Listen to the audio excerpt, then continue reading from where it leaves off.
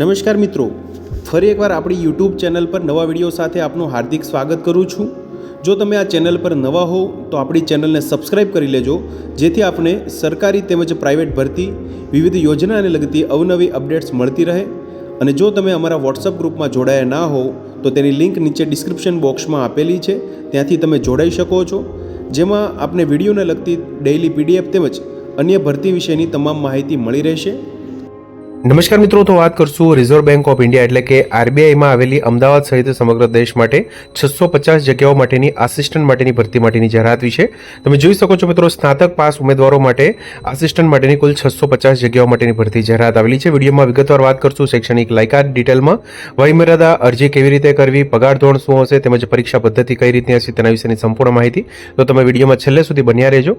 તમે જોઈ શકો છો મિત્રો, applications are invited from eligible candidates for 650 એટલે કે 650 post for the assistant in the Reserve Bank of India hereinafter refer to as a bank selection for the post will through a country wide competitive examination in 2 phase એટલે કે preliminary અને main એક્ઝામિનેશનના 2 ફેઝમાં અહીંયા exam લેવામાં આવશે તેમજ language proficiency test સાથે। The full text of advertisement is available in the RBI જે વેબસાઇટ છે ઓફિશિયલ www.rbi.org.in તેમજ જે અરજી કરવા માટેની લિંક પણ નીચે ડિસ્ક્રિપ્શન બોક્સમાં આપેલી છે। તમે જોઈ શકો છો મિત્રો, મોડ ઓફ એપ્લિકેશનની વાત કરીએ તો candidates are required to apply online through the bank website www.rbi.org.in.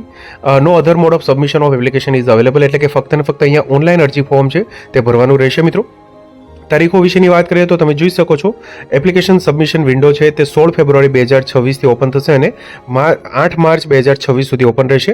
Examination જે ફી છે મિત્રો ઓનલાઈન પે કરવાની રહેશે તે 16 ફેબ્રુઆરીથી 8 માર્ચ દરમિયાન।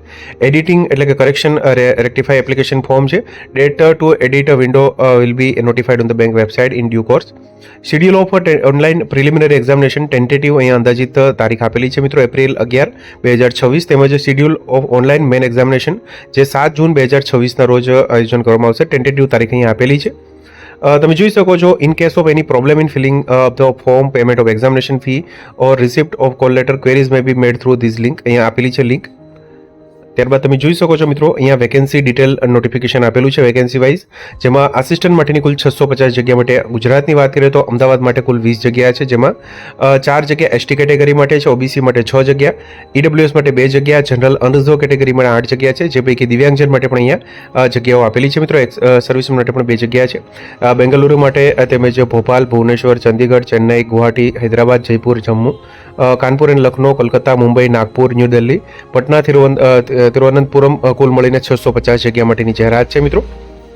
એલિજિબિલિટી ક્રાઇટેરિયાની વાત કરીએ આગળ તો તમે જોઈ શકો છો મિત્રો, વયમર્યાદાની આપણે વાત કરીએ તો 1/2/2026ના રોજ એટલે કે બિટવીન 20 to 28 યર્સ એટલે કે 20 થી 28 વર્ષ સુધીની આ વયમર્યાદા રહેશે, જેમાં 2/2/1998થી લઈ અને 1/2/2006ની વચ્ચે જે જન્મ થયેલા હોય તે ઉમેદવારો અહીંયા અરજી કરી શકશે।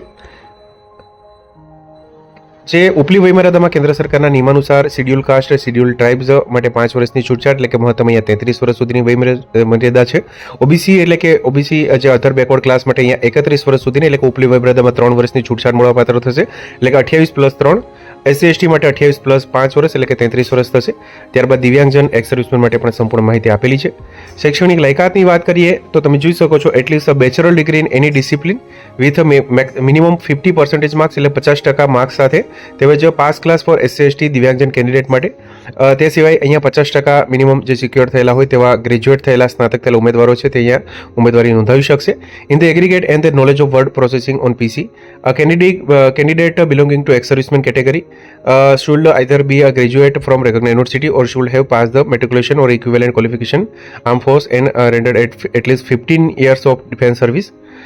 Candidate applying for post in particular recruiting office should be proficient in the language, know to read, write, speak and understand the language of the state, any of the states falling under the recruitment office। એટલે કે તમે ખાસ જોઈ શકો છો, local language છે મિત્રો તે વાંચતા લખતા તેમજ તમે જોઈ શકો છો અહીંયા આવડતું હોવું જોઈએ મિત્રો।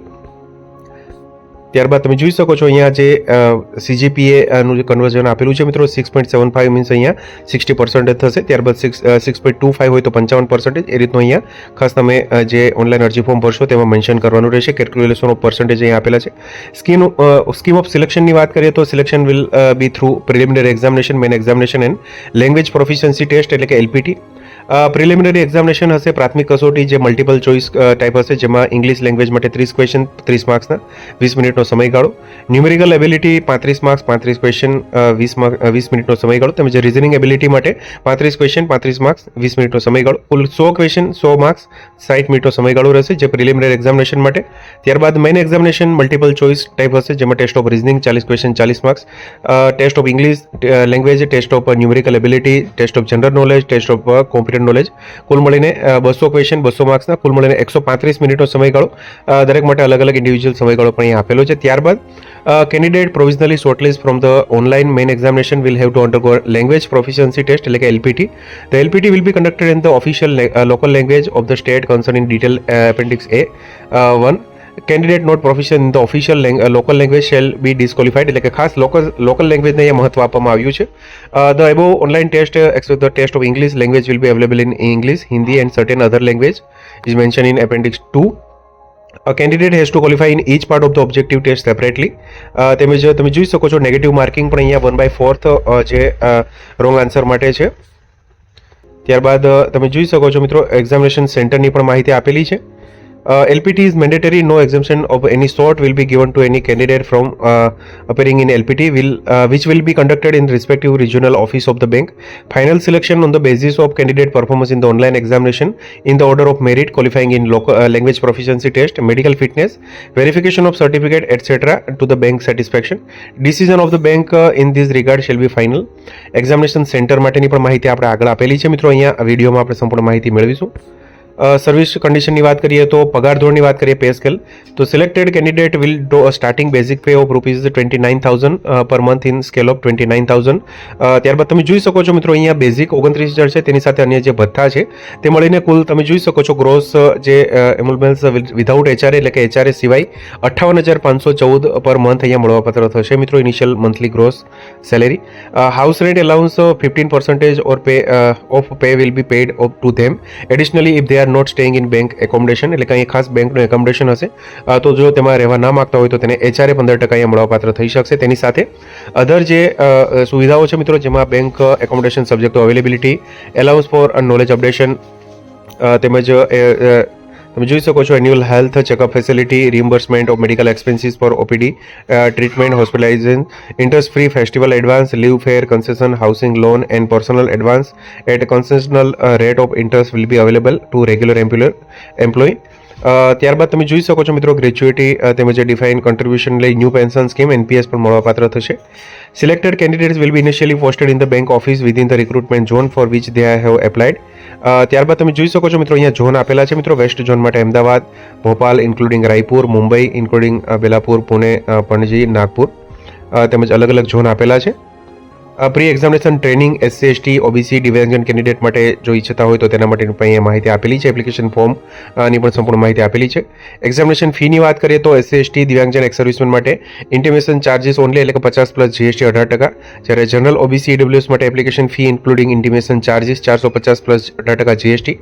સ્ટાફ માટે અહીંયા નીલ છે.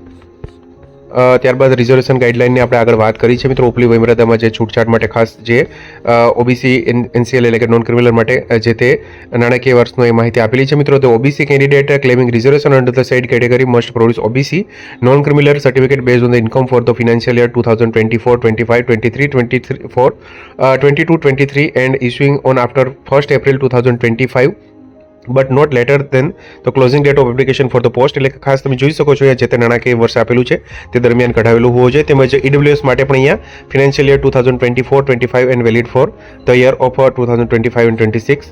દિવ્યાંગજન માટે પણ અહીંયા માહિતી આપેલી છે મિત્રો જેનું જે ઓફિશિયલ.